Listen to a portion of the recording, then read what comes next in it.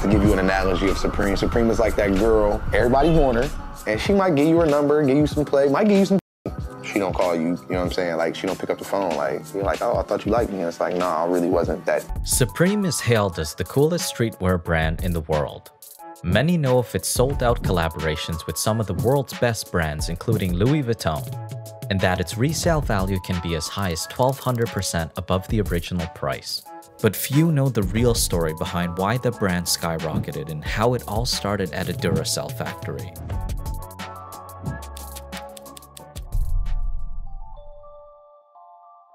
In 1963, James Jebbia was born in the US and raised in England. His father worked in the US Air Force and his mother was a teacher. When he was a child, he worked as an actor and starred in popular British TV shows. As a teenager, he stepped away from the spotlight and worked at a Duracell factory. While working there, he would save all of his money to buy train tickets from Sussex to London. He always had one mission in mind: find the latest clothing in elusive shops that many hadn't heard of. The cool shops. The shops that carried the cool stuff that everybody was wearing, no big brands or anything. Later, James traveled much further from his childhood home. When he turned 19, he moved to Staten Island with $100 to his name. After settling in, he found a job as a sales assistant for Parachute, a minimalist clothing store. Back then, it was worn by notable style beacons including Madonna, Michael Jackson, and David Bowie. One of Parachute's owners, Morgan Allard, quickly recognized James's passion for retail and took him under his wing. Still, working for the coveted brand wasn't enough to satisfy James's appetite. Parachute was a bit futuristic. Gary Newman came in and Michael Jackson wore the leather jacket with the big epaulets.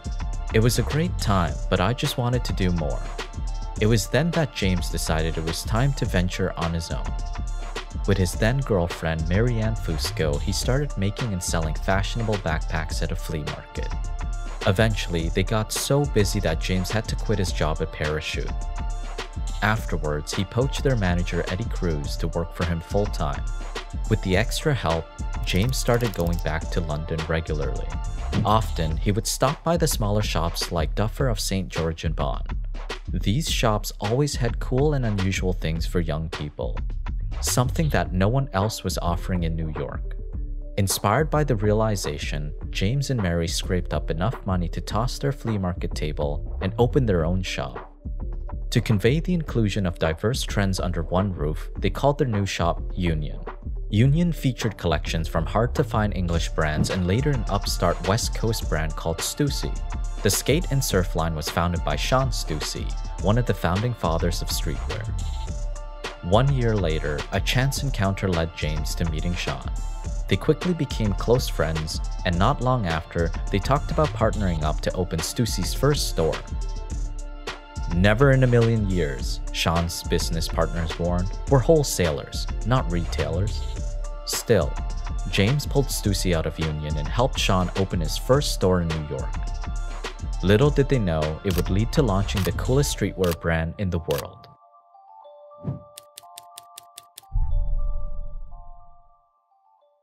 In 1991, James and Sean opened Stussy's first store on Prince Street. It was one of the first retailers to launch in the still gritty up-and-coming Soho neighborhood.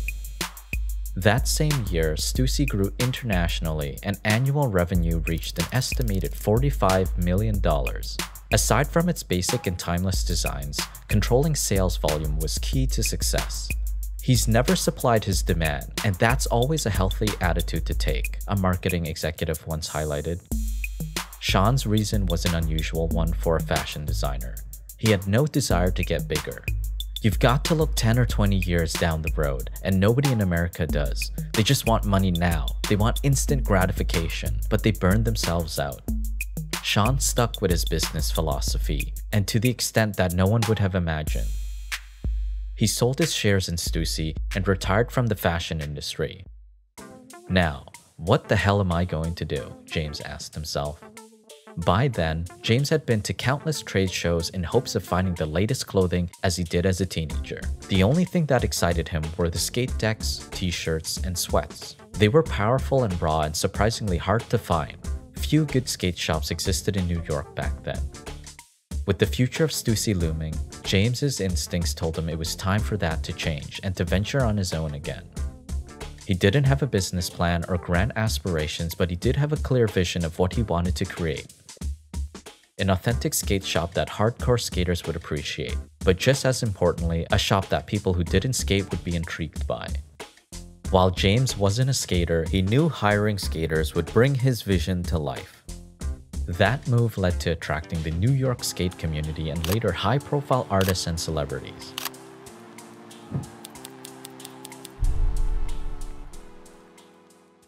In 1993, James discovered a vacant shop near Stussy on Lafayette Street. While it was on a semi-abandoned block, the rent was cheap, so James took over and started to build his dream skate shop.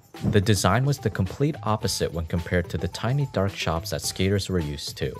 It was well lit with bright white walls and had an open layout so that skaters could enter on their boards. It also had plywood shelving and a glass cabinet to feature its products, making it look more like a high-end fashion boutique. Without much thought, James settled on the name Supreme.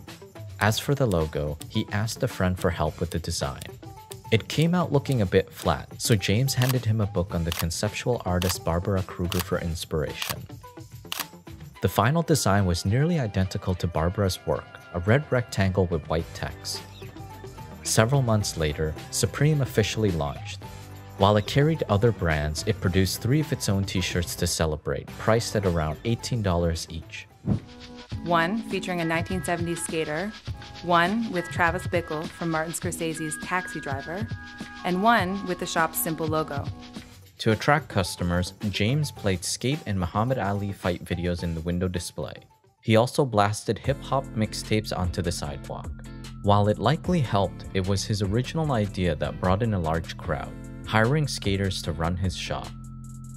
His first hire was a skateboarder and artist named Gio Estevez. Gio brought in people he knew and trusted, fellow skaters. Naturally, Supreme became their new hangout spot since skate parks weren't a thing yet, and for some, it became more than that. A lot of us who didn't have apartments who had weird situations, we all knew we could go there, get a meal, have a beer, a smoke, a former employee recalled. Since James didn't mind, Supreme quickly attracted the rest of the New York skate community. It was then that he noticed how most skaters had great style. They would wear pieces from classic brands like Carhartt and Champion and mix them with luxury ones like Gucci and Louis Vuitton. Rarely did they wear pieces from skate brands. It didn't suit their style since most were low quality and designed for the West Coast, where skaters didn't have to deal with harsh cold winters. So James decided to make something better and contracted Brent's, a manufacturer that uses fabrics from original vintage military and workwear garments. At the time, Brent's mainly exported to Japan and Europe and were already producing clothes for a few streetwear brands, including Modern Amusement, Fat Farm, and Milk Crate. The first few items that Brent's produced for Supreme were crewneck sweatshirts and pullover hoodies.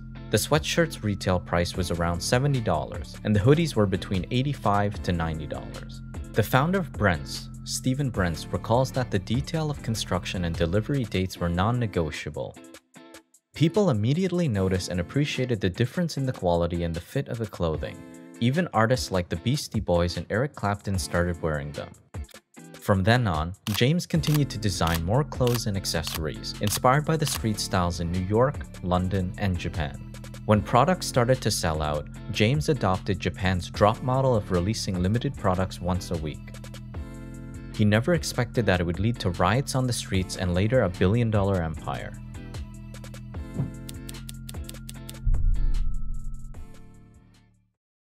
Only 1 year after launching, Supreme started to make headlines. Vogue featured Supreme in an article with Chanel and highlighted their cult following and instantly recognizable logos. They also stated that Chanel was more likely to be influenced by Supreme than Supreme by Chanel.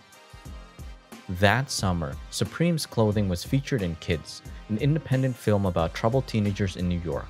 While the film garnered controversy, it was hugely influential and created a buzz around the brand. Soon after, Supreme's influence reached far beyond New York.